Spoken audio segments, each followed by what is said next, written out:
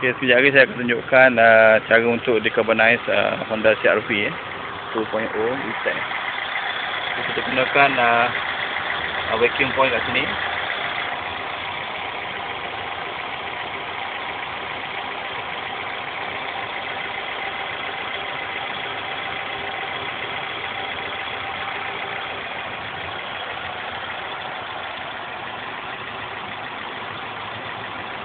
Dia masuk dalam bentuk bubble lah.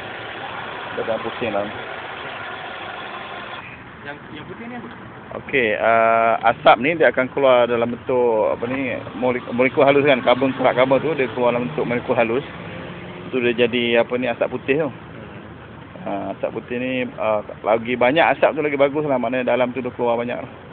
Kalau kereta baru dia takkan ada asap. Bila tak ada karbon dia tak ada asap, sebab produk ni dia tak menyebabkan asap lah.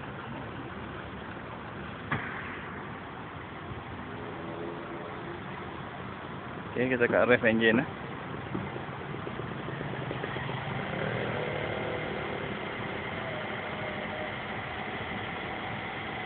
Masa kita rev ni kita boleh tengok kalau ada kebocoran pipe exhaust ke kat mana-mana yang bocor, boleh nampak.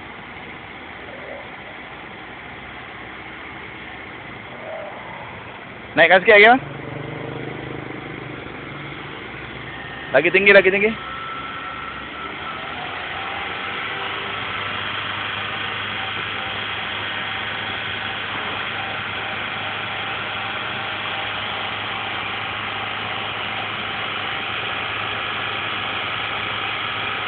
Okey